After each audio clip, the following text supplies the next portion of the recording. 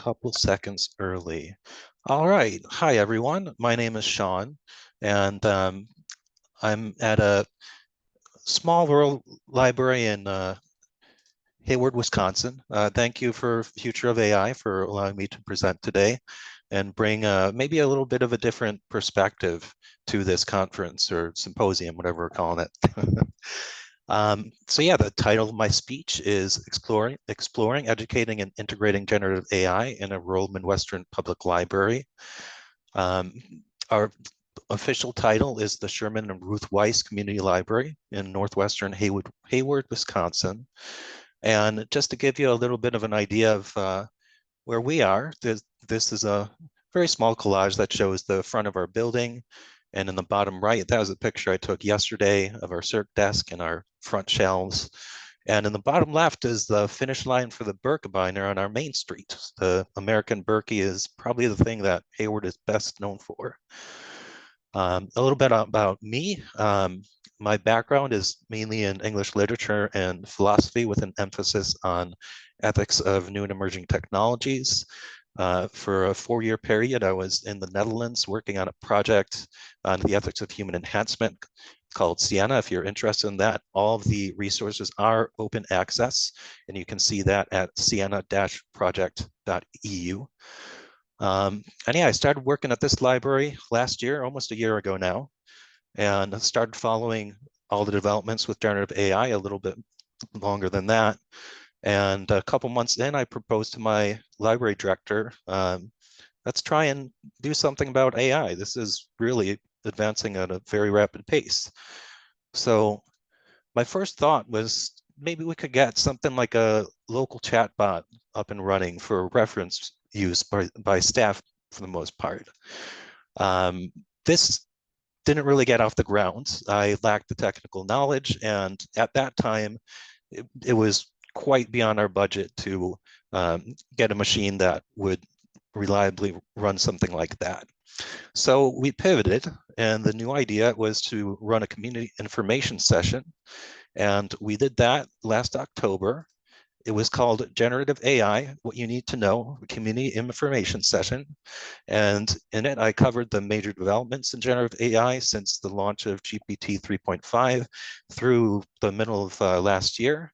We demonstrated a variety of AI tools and told our patrons where to look at them and how to use them. And also kind of just touched basis with the social, ethical, and practical issues, including hallucinations, bias, copyright, replacement of white-collar workers, and even a little bit about the AI doom and AI utopia extremes. And it was quite successful.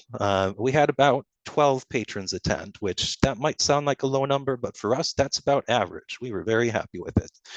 For the most part, it seemed like most of the people there really didn't have much of an idea beyond AI meaning artificial intelligence. So we think it was very informative for them. We tried to do a follow-up with a little bit of a revised presentation in January, but being in Northwest Wisconsin, we had a blizzard.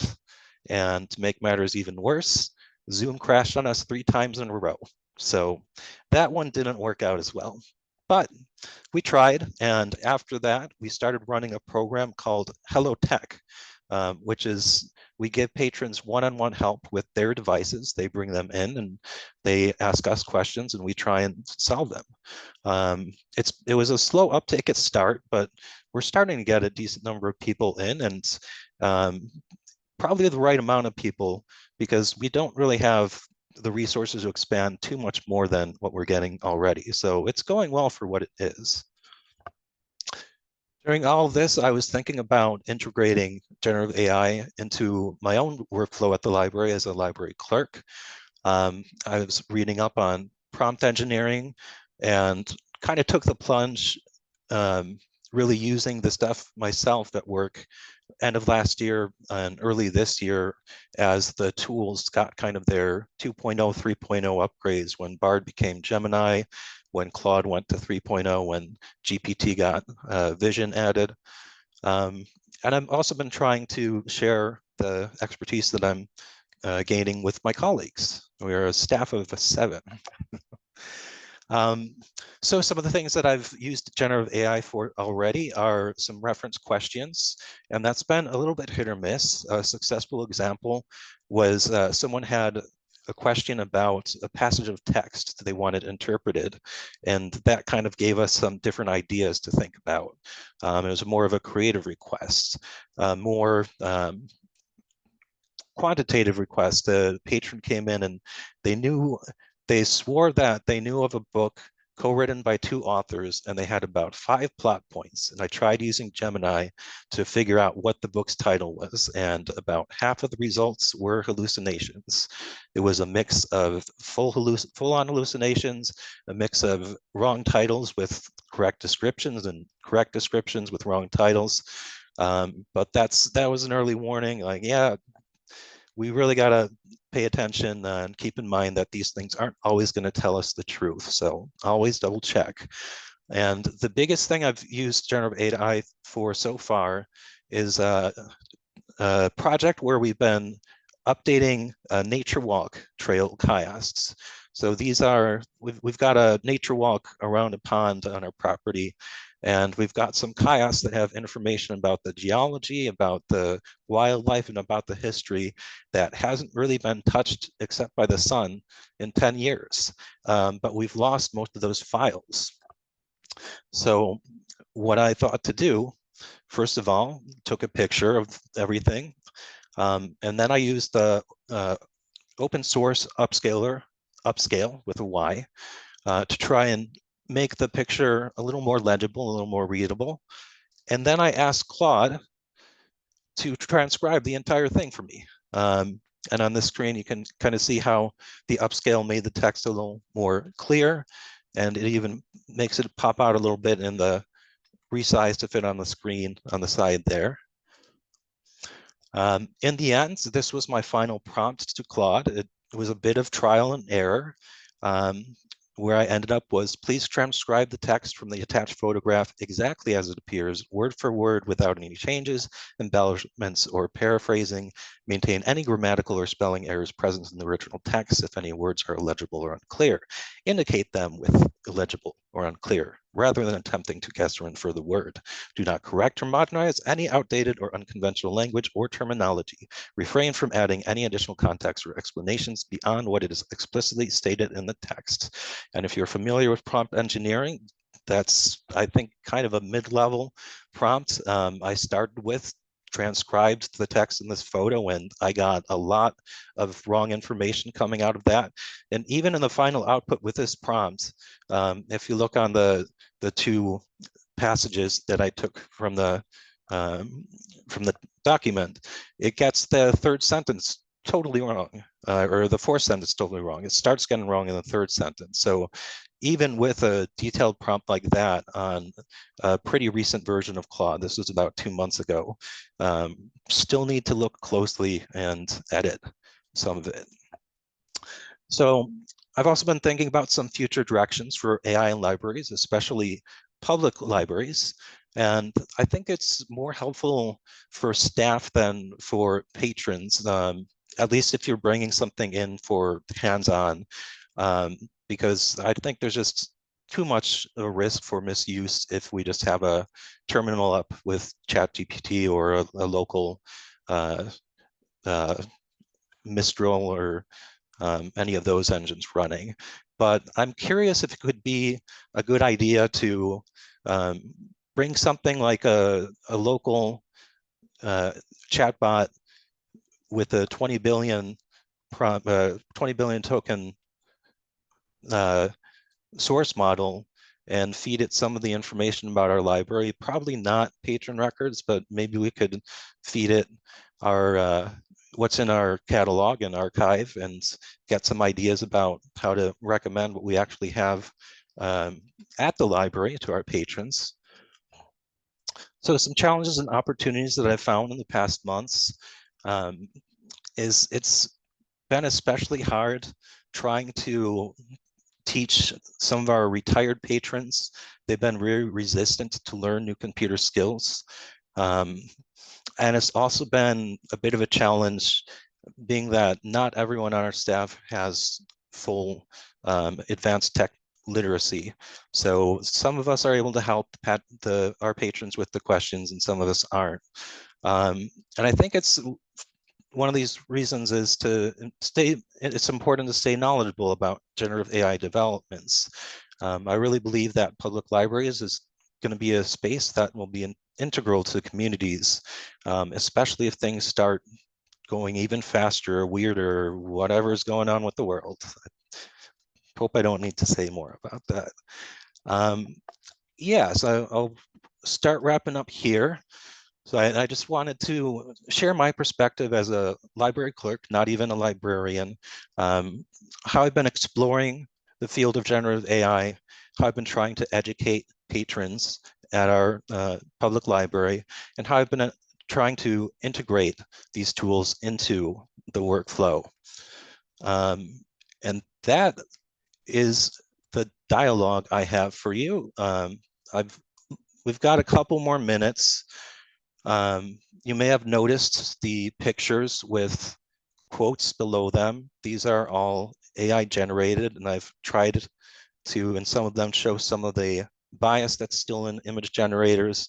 And in this one that's on the screen right now, I'm still amazed at what these things can do when you try and get them to make an image out of something very abstract, that's just a concept.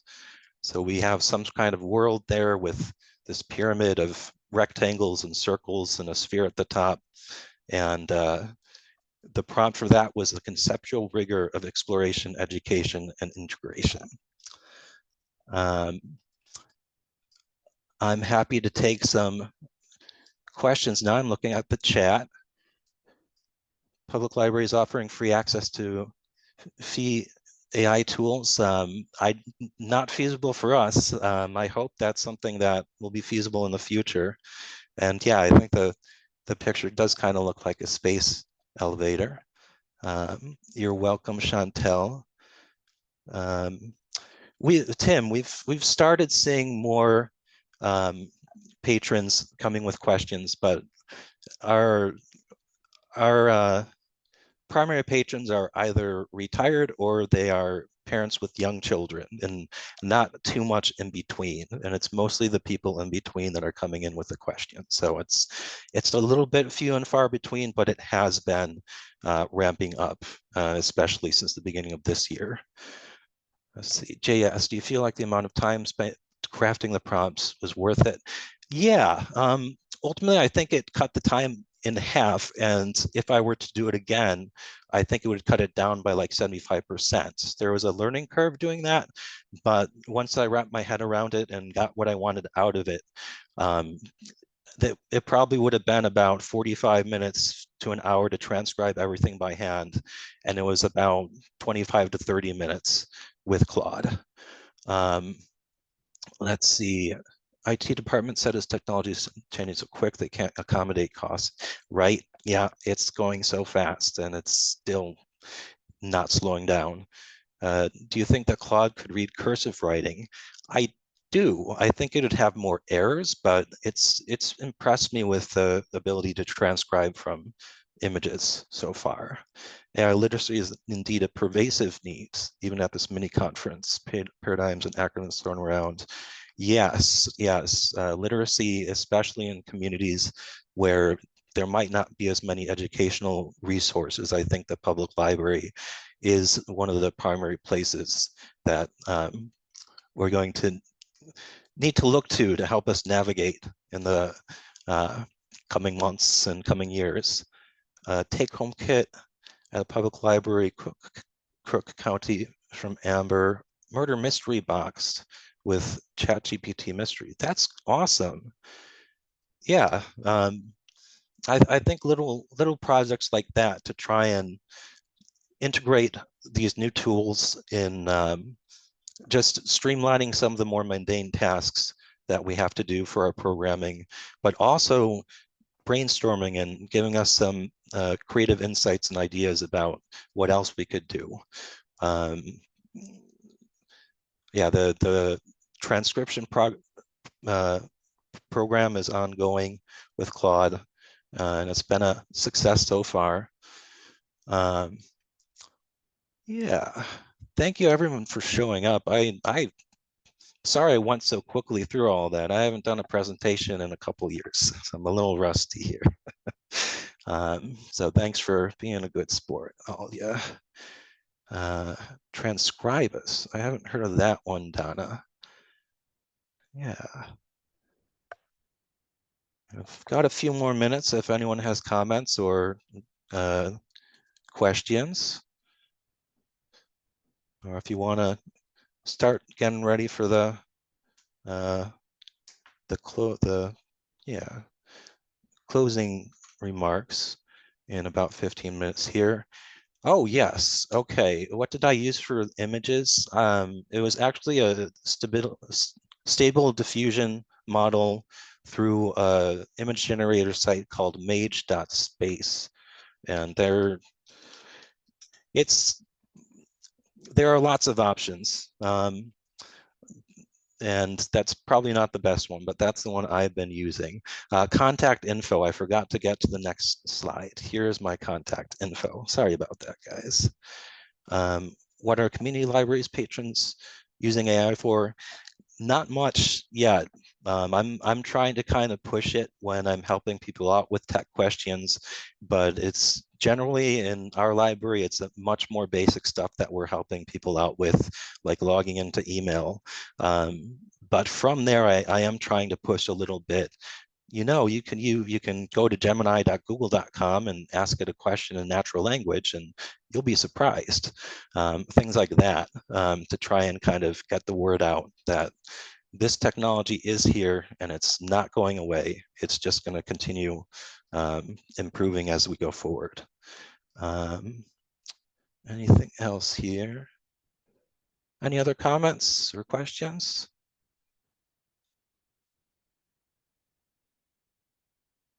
Used it for icebreaker suggestions for meetings. Yeah, give me 10 suggestions for icebreakers for senior library staff.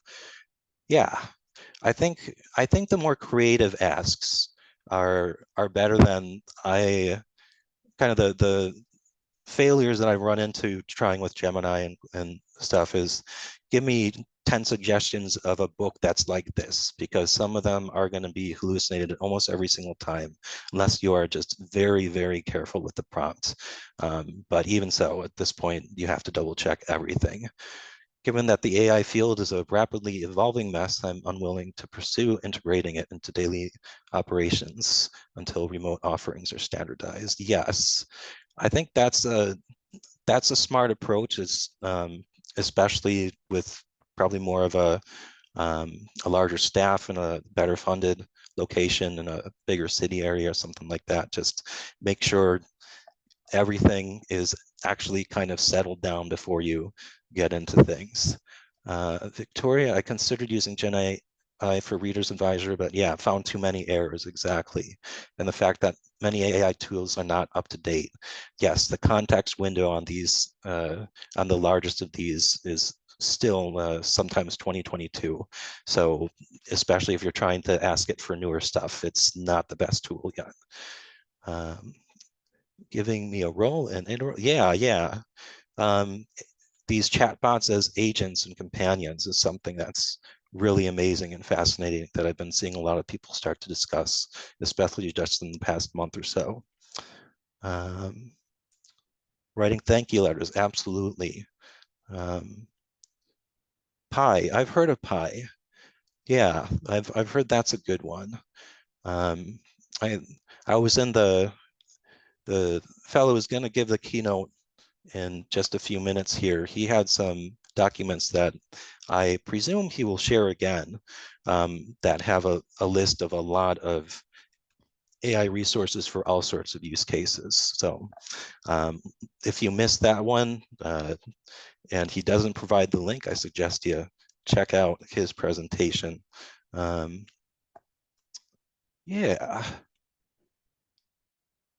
Scribe AI. I've heard of that one too. Yeah, and personally, I haven't found much of a use case for the speech to text or speech to anything else. But I am aware of how much that is advanced too. It's all just going light speed these days.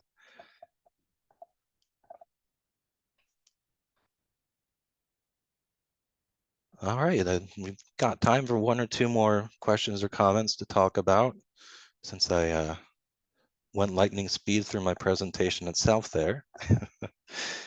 Dyslexic family members for speech to text. Yeah. Yeah, there are a lot of as a bioethicist, a lot of use cases in the medical fields. And also, uh, I've been following some of the research being done on the mental health cases, mental health therapist cases. There's some people asking these chatbots for mental health, and especially Claude, I found seems to be really empathetic. Of course, it's not. It's a computer. It's an LLM. It's just predicting what it thinks we want from it. But it's getting pretty convincing, if you ask me. Um, yeah. What time are we at? I'm gonna exit full screen. Still got a couple minutes. I'll close this down at 55.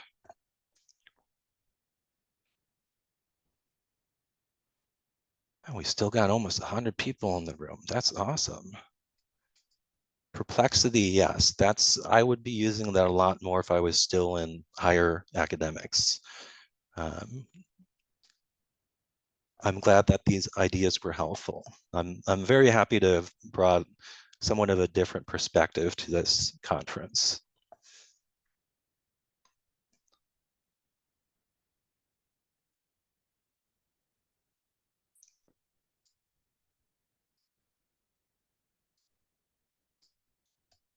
Thank you. You're welcome. Yeah, it was a good time. Thank you, Library 2.0, and yeah. Know of any site that keeps a running update on tools? I've actually found a couple of there are a couple of Reddit channels that put out daily updates of the biggest news. Um, the slash artificial and slash artificial intelligence have been doing that, and it's Reddit, but it's up to date. They stay on top of things. Um, and let's see, there's an AI for that. Running a database on AI tools. Cool. Yeah. Yeah, those those Reddit communities are good. I also just every couple of days, if I've got a minute, when I'm working at the circ desk, I'll just Google generative AI news, and it's kind of remarkable how much of it has gone completely business centered in the past 3 months or so, when it was much more academic last year. I think maybe that's a little concerning, but we'll see where it goes.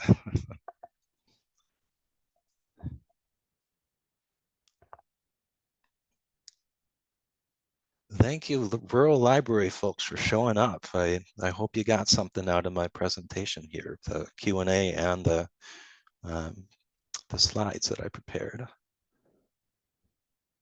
Scribe is now limitless.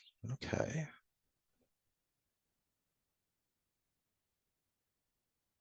And suburban. Good, good. And from the Southwest.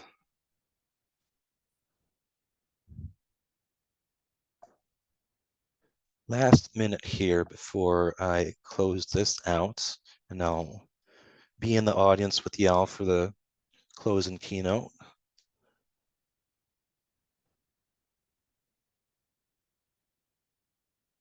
Share slides. I can do. I'll try and look into doing that. I'm imagining I can send them to the folks who are putting this on, and have them attach the slides.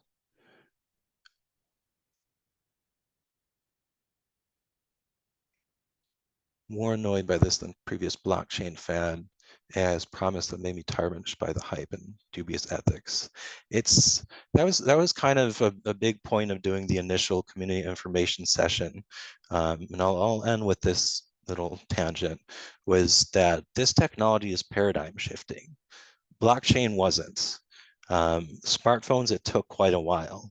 And why this is paradigm shifting is because it's both cheap to use and easy to use. And it's rare for a new technology to be both of those things pretty much out of the gate when it gets dropped on the public. So that's one of the reasons it's going so quickly and no one can keep up. But it's an interesting ride if you ask me. All right, everyone, I'm going to stop this recording. Thank you so much for attending, and yeah, have a good day.